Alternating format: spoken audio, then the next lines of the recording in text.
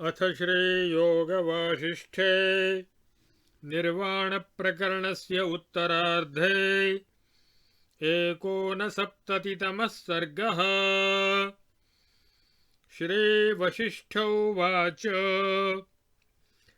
जगदङ्गमनाभासमदृश्यं दृश्यवत्स्थितं परया दृश्यते दृष्ट्या तद्ब्रह्मैव निरामयम्। तत्र शैलसरित्स्रोतो लोकालोकान्तरभ्रमाः भान्ति ते परमादर्शे महाव्योमनिबिम्बिताः। सा प्रविष्टा ततः सर्गम् तमनर्गलचेष्टिता अहमप्यविशं तत्र संकल्पात्मा तया सह। यावत् सा तत्र वैरिञ्चं लोकमासाद्य सोद्यमा उपविष्टा विरिञ्चस्य पुरः परमशोभना। वक्त्ययं मुनिशार्दूल पतिर्मे पाति मामिमां विवाहार्थमनेनाहं जनिता मनसा पुरा। पुराणः पुरुषोऽप्येष मामप्यद्य जरागतां न विवाहितवांस्तेन विरागमहमागता। विरागमेषोऽप्यायातो गन्तुमिच्छति तत्पदं यत्र न द्रष्टृता नैव दृश्यता न तु शून्यता। महाप्रलय आसन्नो जगत्यस्मिंश्च सम्प्रति ध्यानान्न च चलत्येषु शैलमौनादिवाचलः।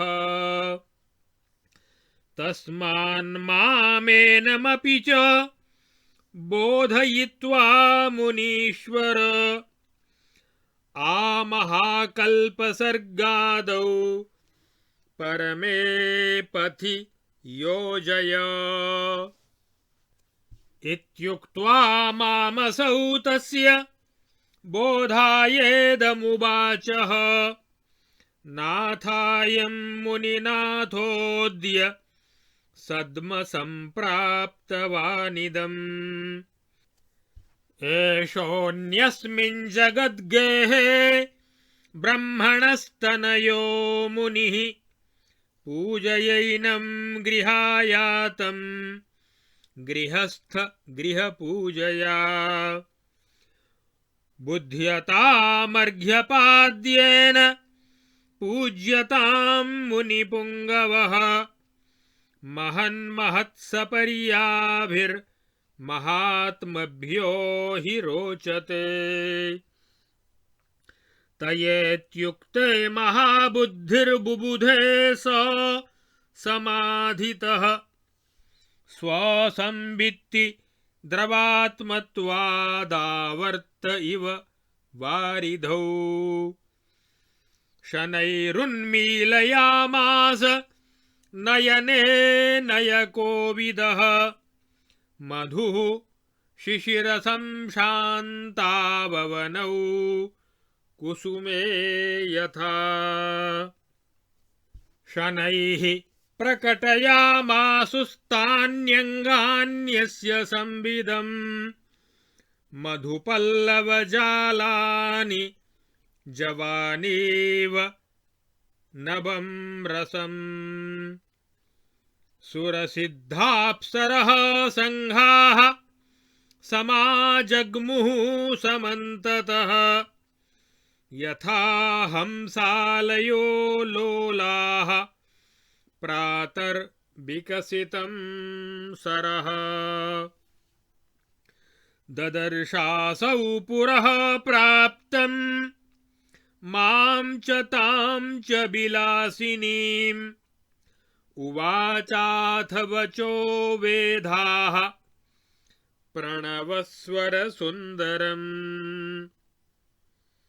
करामलकवदृष्ट संसारासारसारहे ज्ञानामृतमहाम्भोध मुने स्वागतमस्तु ते पदवीमसि सम्प्राप्त इमामतिदवीयसीं दूराध्वसुपरिश्रान्त इदमासनमास्यताम् इत्युक्ते तेन भगवन्नभिवादय इत्यहम् वदन् मणिमये पीठे निविष्टो दृष्टिदर्शिते अथामरर्षि गन्धर्वमुनिविद्याधरोदिताः प्रस्तुताः स्तुतयः पूजा नतयः स्थितिनीतयः ततो मुहूर्तमात्रेण सर्वभूतगणोदिते शान्ते प्रणतिसंरम्भे तस्योक्तं ब्रह्मणो मया किमिदं भूतभव्येष यदियं मामुपागता वक्ति ज्ञानगिरास्मांस्त्वं बोधयेति प्रयत्नतः भवान् भूतेश्वरो देव सकलज्ञानपारगः इयं तु काममूर्खा किं ब्रूते ब्रूहि जगत्पते कथमेषा त्वया देव जायार्थं जनिता सती नेह जायापदं नीता नीता विरसतां कथम् मुने शृणु यथावृत्तमिदं ते कथयाम्यहम् यथावृत्तमशेषेण कथनीयं यतः सताम् अस्ति तावदजं शान्तमजरं किञ्चिदेव सत् ततश्चित् कचनैकान्तरूपिणः कचितोऽस्म्यहम् आकाशरूप एवाहं स्थित आत्मनि सर्वदा भविष्यति स्थिते सर्गे स्वयंभूरिति नाम मे वस्तुतस्तु न जातोऽस्मि न च पश्यामि किंचन चिदाकाशश्चिदाकाशे तिष्ठाम्यहमनावृतः यदयं त्वं ममाहं ते यदिदं कथनं मिथः तत्तरङ्गस्तरङ्गाग्रे रणतीवेति मे मतिः एवं रूपस्य मे कालवशतो विशदाकृतेः सा कुमार्याश्चिदाभासमात्रस्यान्तः स्वभावतः ममानन्या तवान्यस्य चान्ये वेह विभाति या सोदितानुदितेवान्तर्ममाहमिति वासना अनाशसत्तानुदितस्त्वहमात्मात्मनि स्थितः स्वभावादच्युताकारः स्वात्मा रामः स्वयं प्रभुः। तस्या अहमिति भ्रान्तेर्वासनाया जगत्स्थितेः सम्पन्नेयमधिष्ठात्रिदेवता देहरूपिणी। वासनाया अधिष्ठात्रिदेवतैव मियं स्थिता न तु मे गृहिणीनापि गृहिण्यर्थेन सत्कृता। स्ववासनावेशवशेन भावं गृहिण्यहं ब्रह्मण इत्युपेत्य। एषा स्वयं व्यर्थमिताति दुःखं यस्मात् किलैषैव हि वासनान्तः। इत्यार्षे श्री वासिष्ठ महारामायणे वाल्मीकीये देवदूतोक्तमोक्षोपायेषु निर्वाण प्रकरणे उत्तरार्धे पाषाणोपाख्याने सर्गप्राप्तिर्नामैकोनसप्ततितमः सर्गः। अब आगे इस योग वासिष्ठ महारामायण के निर्वाण प्रकरण के उत्तरार्ध के 69वें सर्ग में जब विद्याधरी के साथ वशिष्ठ जी उसके आतिवाहिक अर्थात सूक्ष्म शरीर के जगत में प्रवेश किया, तब विद्याधरी ने अपने उस पाषाण जगत के ब्रह्मा जी को ही अपना पति बताया और उन्हें समाधि से जगाया और फिर उनके और देवता आदियों के द्वारा वशिष्ठ जी का वहाँ पर स्वागत सत्कार हुआ। फिर वशिष्ठ जी के पूछने पर ब्रह्मा जी का उन्हें अपने यथार्थ स्वरूप का परिचय देना और उस कुमारी नारी को वासना की देवी बताना, ये सारे प्रसंग इस सर्ग में वर्णित हुए हैं। श्री वशिष्ठ जी कहते हैं, हे श्री राम, तदनंतर अबाध चेष्टा करने वाली वह विद्याधरी उस शिला के भीतर स्थित हुई सृष्टि में प्रविष्ट हो गई। फिर मैं भी उसके साथ संकल्प रूप से होकर वहां जा पहुंचा। वह उद्यमशील तथा उत्कृष्ट शोभा से युक्त नारी उस जगत के ब्रह्मलोक में पहुंचकर ब्रह्मा जी के सामने बैठ गई और बोली, हे मुनिश्रेष्ठ, यही मेरे पति हैं जो मेरा पालन करते हैं।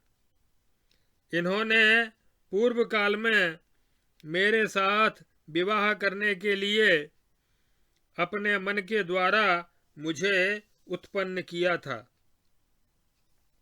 ये पुरातन पुरुष हैं और मैं भी अब जरावस्था को आ पहुंची हूँ। इन्होंने आज तक मेरे साथ विवाह नहीं किया, इसलिए मैं अब विरक्त हो गई हूँ। इनको भी वैराग्य हो गया है और ये उस परम पद को प्राप्त करना चाहते हैं जहाँ न कोई दृष्टा है, न दृश्य है और न ही शून्य ही है। इसलिए हे मुनीश्वर, आप मुझको और इनको भी तत्वज्ञान का उपदेश देकर उस परब्रह्म परमात्मा के पथ में लगा दीजिए, जो वैज्ञानिक प्रलय तक रहने वाली सारी सृष्टियों के मूल कारण है। मुझसे ऐसा कहकर वह उन ब्रह्मा जी को जगाने के लिए इस प्रकार बोली। विद्याधरी ने कहा, हे नाथ, ये मुनिनाथ वशिष्ठ जी आज इस घर में पधारे हैं। ये मुनि दूसरे ब्रह्मांड रूपी घर में रहने वाले ब्रह्मा जी के पुत्र हैं। हे प्रभो, गृहस्थ के घर पर आए हुए अतिथि के योग्य पूजा द्वारा आप इन गृहागत महर्षि का पूजन कीजिए। अब समाधि से उठिए और अर्घ्य पाद्य आदि देकर इन मुनीश्वर की पूजा कीजिए, क्योंकि आप जैसे महात्माओं को महापुरुषों की पूजा से प्राप्त होने वाला महान फल ही रुचता है, रुचिकर होता है। हे श्री राम, उस विद्याधरी के ऐसा कहने पर वे परम बुद्धिमान ब्रह्मा जी समाधि से जाग उठे और नीति के ज्ञाता उन विद्वान ब्रह्मा ने धीरे से अपनी आंखें खोली। मानो शिशिर ऋतु की समाप्ति होने पर बसंत ऋतु ने पृथ्वी पर उत्पन्न हुए दो फूलों को विकसित कर दिया हो। उनके वे विभिन्न अंग धीरे धीरे अपनी अपनी सजगता अर्थात ज्ञान युक्त चेष्टा को प्रकट करने लगे। मानो बसंत ऋतु के नूतन पल्लव नूतन रस की अभिव्यक्ति कर रहे हों। तदनंतर देवताओं, सिद्धों और अप्सराओं के समुदाय चारों ओर से वहां उसी तरह आ पहुंचे जैसे प्रातः काल में विकसित कमलों से सुशोभित सरोवर में झुंड के झुंड हंस आ गए हों। ब्रह्मा जी ने सामने खड़े हुए मुझको और उस विलासशालिनी विद्याधरी को देखा और देखकर वे प्रणव पूर्वक स्वर सहित उच्चरित होने वाली सुंदर वेदवाणी के समान मधुर वचन बोले। उस दूसरे संसार के अर्थात दूसरे ब्रह्मांड के ब्रह्मा जी ने कहा, हे मुने, आपने हाथ पर रखे हुए आंवले के समान इस असार संसार के सार तत्व को देख लिया है और अच्छी तरह जान लिया है। आप ज्ञान रूपी अमृत की वर्षा करने वाले महामेघ हैं। आपका स्वागत है। हे महर्षि, इस समय आप इस अत्यंत दूरवर्ती मार्ग पर आ पहुंचे हैं। बहुत दूर का रास्ता तय करने के कारण आप बहुत ही थक गए होंगे, अतः यह आसन है, इस पर विराजिए, इस आसन पर बैठिए। उनके ऐसा कहने पर मैं बोला, भगवन, मैं आपको प्रणाम करता हूँ। ऐसा कहता हुआ मैं उनकी दृष्टि के संकेत से दिखाए गए एक मणिमय पीठ पर बैठ गया। फिर तो देवता, ऋषि, गंधर्व, मुनि और विद्याधरों द्वारा मेरी स्तुति की जाने लगी। इसके बाद पूजा नमस्कार तथा अन्य समुचित नीतियुक्त व्यवहार संपादित हुए और फिर 2 घड़ी में जब संपूर्ण भूतगणों द्वारा किया गया वह प्रणाम समारोह शांत हुआ, तब उन ब्रह्मा जी से मैंने कहा कि भूत वर्तमान और भविष्य के स्वामी हे ब्रह्मदेव, यह क्या बात है कि यह नारी मेरे पास गई और कहने लगी कि आप अपने ज्ञानोपदेश से प्रयत्न पूर्वक हमें बोध की प्राप्ति कराइए। हे देव, आप तो संपूर्ण भूतों के स्वामी तथा समस्त ज्ञानों में पारंगत हैं। हे जगतपते, बताइए यह काममूढ़ा स्त्री आपके विषय में क्या कहती है। हे देव, जब आपने इसे अपनी पत्नी बनाने के लिए ही उत्पन्न किया था, तब फिर इसे उस पद पर क्यों नहीं प्रतिष्ठित किया?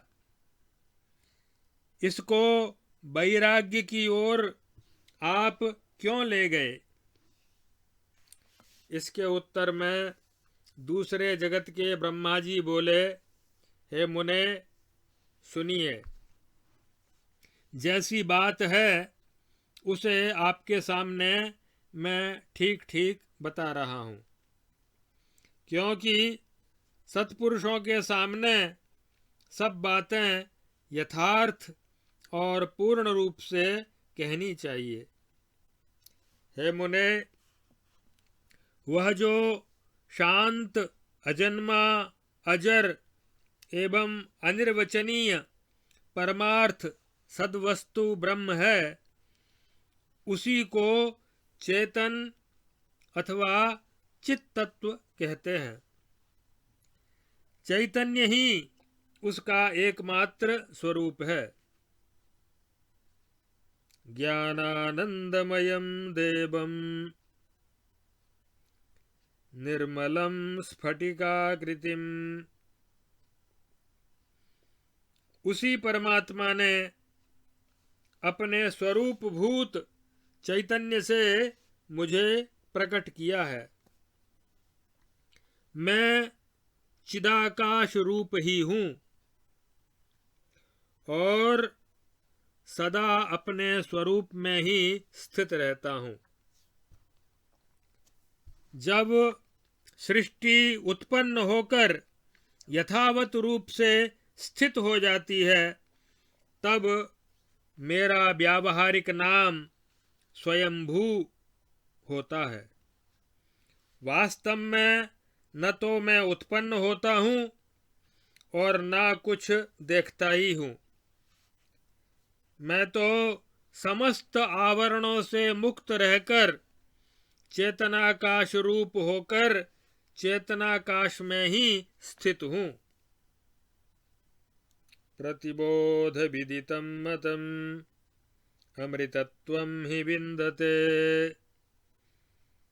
आत्मना विन्दते वीर्यं विद्यया विन्दते मृतम्। यह जो आप मेरे सामने हैं और मैं आपके सामने हूँ, तथा हम लोगों में जो यह परस्पर संभाषण हो रहा है, यह वैसा ही है जैसे समुद्र में एक तरंग के आगे दूसरी तरंग हो और स्वयं समुद्र ही उन तरंगों के घात प्रतिघात के रूप में शब्द कर रहा हो। इस विषय में मेरी ऐसी ही मान्यता है। इस प्रकार समुद्र से तरंगों की कल्पना के समान जिसने अपनी और दूसरे की दृष्टि से देखे जाने वाले भेद की किंचित कल्पना कर ली है तथा कालवशात अपने स्वरूप को भी किंचित भुला देने के कारण जिसकी आकृति कुछ मलिन सी हो गई है, वह मैं चिदाभास मात्र ही हूँ।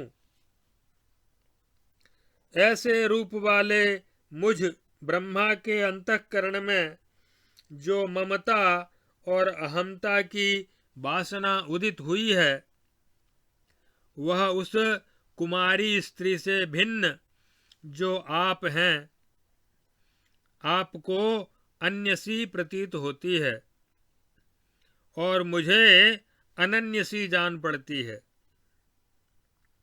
वह वासना हम दोनों की दृष्टि से उदित अर्थात प्रकट भी है और अनुदित अर्थात अप्रकट भी है। वस्तुतः मैं अविनाशिनी सत्ता वाला हूँ, क्योंकि कभी मेरी उत्पत्ति नहीं हुई। सदोदित परम प्रकाश स्वरूप हूँ। मैं आत्म रूप से अपने आप में ही स्थित हूँ। स्वभाव से ही मैं अच्युत हूँ